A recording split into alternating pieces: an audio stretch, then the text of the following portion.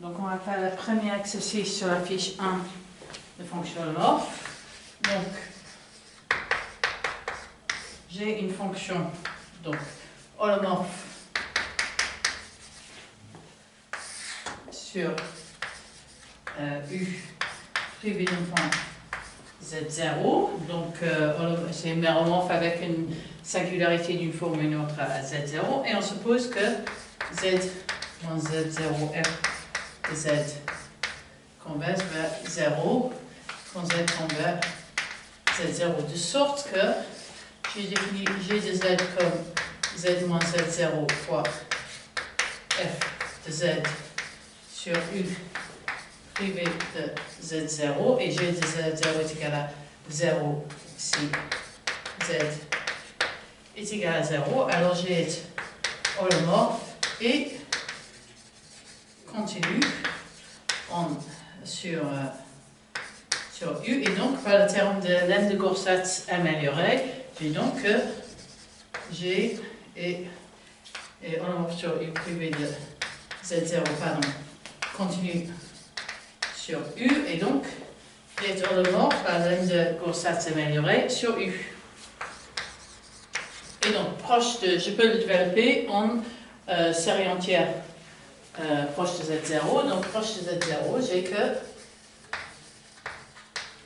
que G de Z est égal à une somme de n égale 0 à plus l'infini à n Z moins Z0 à la puissance n, et puisque j'ai que G de Z0 est égal à 0, j'en ai conclu que A0 est égal à 0, et donc F de Z en dehors du point Z0 est égal à la somme de n égale 1 à plus l'infini à n Z moins Z0 à la puissance n moins 1, qui est donc une fonction holomorphe sur U, et donc F a une singularité apparente.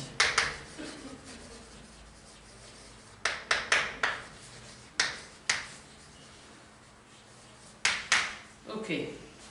Ensuite, sinon, si maintenant j'ai que Z moins Z0 F de Z converge maintenant vers L, quand Z tend vers Z0, là j'obtiens que je vais définir G de Z qui est égal à Z moins Z0 F de Z sur U privé de Z0 est égal à L si Z est égal à Z0. Par le même raisonnement, lemme de Gorsatz amélioré, je vais apprendre que G est holomorphe sur U, et donc je peux pareillement écrire G comme une série entière proche de Z0, sauf que là, le premier terme sera égal à L, donc proche de G de Z0, je vais pouvoir écrire G de Z est égal à L plus somme de n égale 1 à plus l'infini à n Z0, Z moins Z0 à la puissance n, et donc F de Z est égal à L sur Z moins Z0 plus la somme de n égale 1 à plus l'infini à n Z moins Z0 à la puissance n moins 1, et donc j'ai bien un pôle simple et son résidu est égal à L, puisque par définition c'est le coefficient du terme 1 sur Z dans le développement en série entière.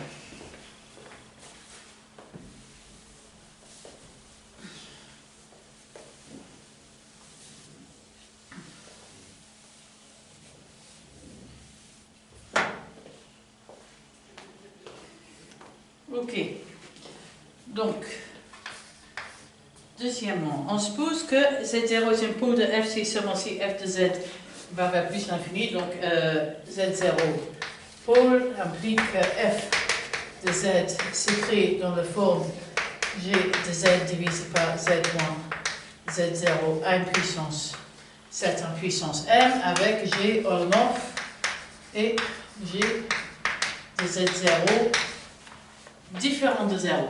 Donc ça m'implique que j'ai effectivement la norme de f de z qui converge vers plus l'infini. Maintenant, si norme de f de z converge vers plus l'infini, posons donc h de z est égal à 1 sur f de z qui est bien défini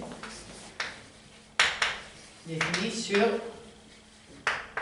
v privé de z0 pour un certain v, un voisinage de z0. Et là maintenant, h de z converge vers 0 quand z tombe vers z0. Donc on est bien dans le cadre de la première question. Et donc je peux écrire dès que h de z est holomorphe sur v. Je peux donc écrire h de z comme une série entière. Donc h de z proche de z0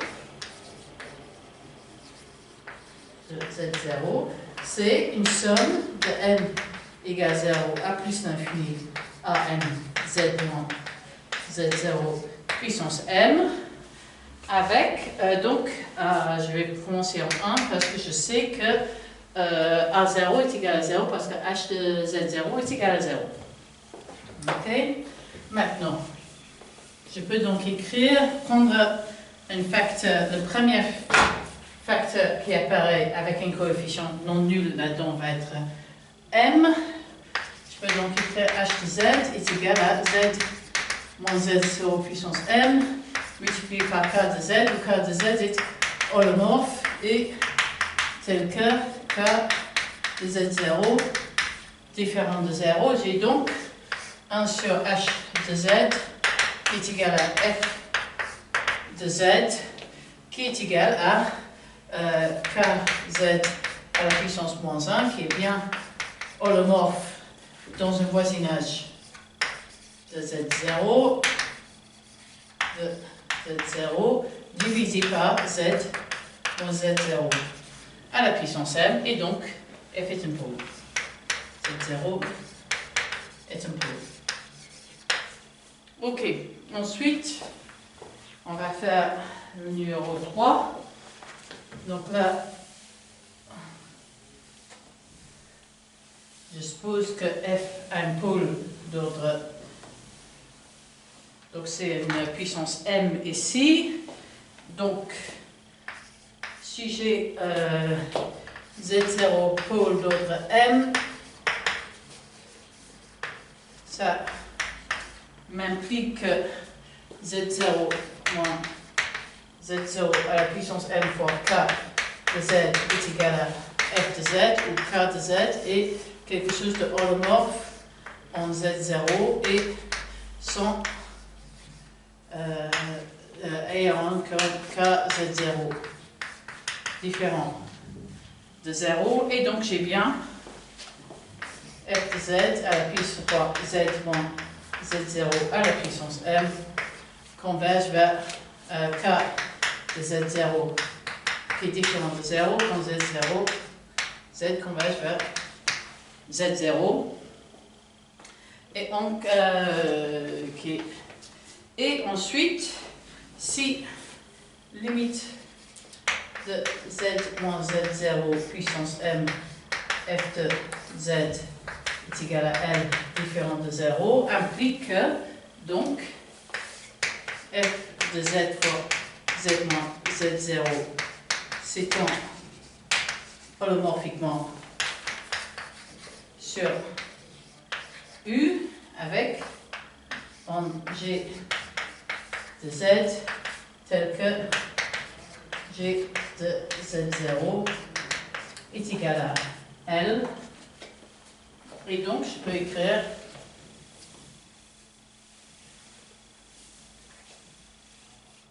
f de z est égal à g de z divisé par z moins z0 à la puissance m avec g de z0 différent de 0. Et donc, f a un pôle d'ordre m.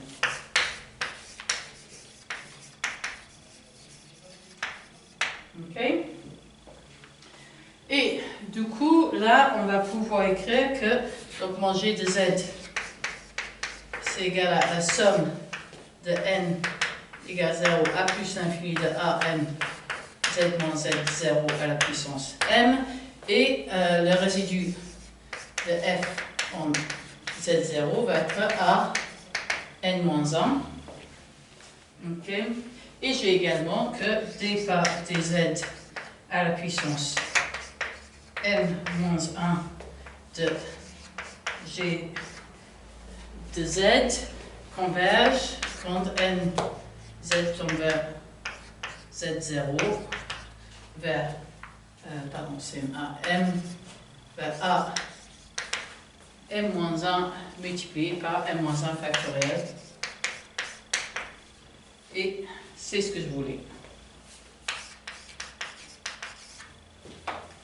Ok.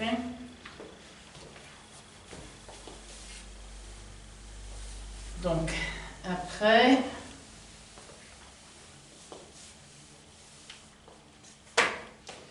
donc j'ai G Z0 est égal à un certain L1 qui est différent de 0. H de Z0 est égal à sigma de n égale 1 à plus l'infini a n z moins z0 à la puissance n avec a1 différent de 0. Ok. Et du coup, j'ai que h' de z0 est égal à a1. Et donc, j'ai de z0 sur h' de z0 est égal à L1 divisé par A1. Et j'ai également que f de z est égal à g de z divisé par h de z, qui est égal à, on va écrire somme de n égale 0 à plus l'infini a n bn z moins z0 à la puissance n divisé par z moins z0 fois somme de n égale 1 à plus l'infini a n z moins z0 à la puissance n moins 1.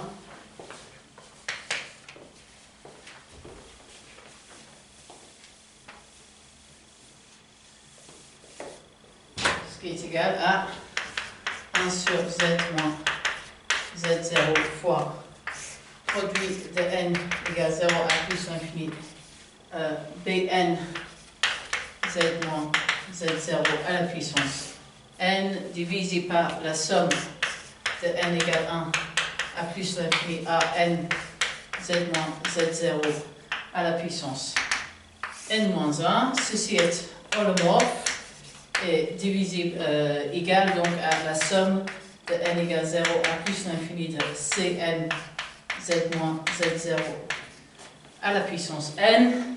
Et je note que le résidu de f au point z0 est donc égal à c0, qui est égal à donc b0 divisé par a1, qui est égal à L1 divisé par A1, qui est G de Z0 divisé par H' de Z0.